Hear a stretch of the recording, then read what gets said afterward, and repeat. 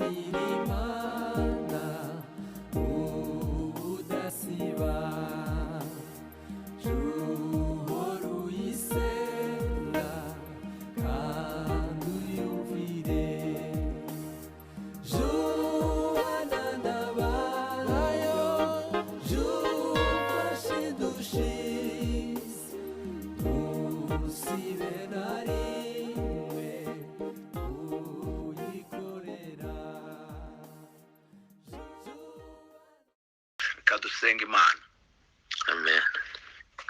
Mwami Yesu, tugushimiye igitondo cyiza, twumvisemo ijambo ryawe ryubaka imitima ndetse rikanayiruhura. Ariko n'ijambo ryawe ryatubwiye kuko iyo wohereje ubuhanuzi buba buje kubaka, buba buje gukomeza, buba buje no guhumuriza. Turagusaba ngo ureke iryo humure rigere mu mitima y'abakwizeye, kandi mwami ureke itorero ryawe ryubakwe, niko wanavuze ubwawe wenyine ngo uzaryubaka ku rutare aho amarembo y'ikuzimu atazabasha kurishobora. Turagushimiye kuko amarembo y'ikuzimu ntacyo azaritwara, kubera kuko warihaye ijambo ryawe ririyobora kandi rikarikomeza kandi rikanarihumuriza.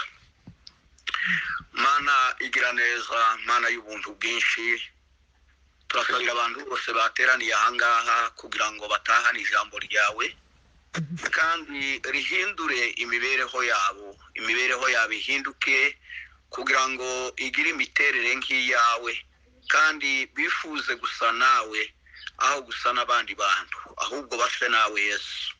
Kandi twese turabikeneye Mwami, twese turabyifuza, twese turabishaka kugira ngo ubidufashemo. Ubundi kandi turabasabira umugisha abateranye bose, Mwami ureke umugisha uva ku ntebe yawe y'ubuntu ubagereho, kandi uwo mugisha ugira icyo ubungura no kubashoboza muri byose.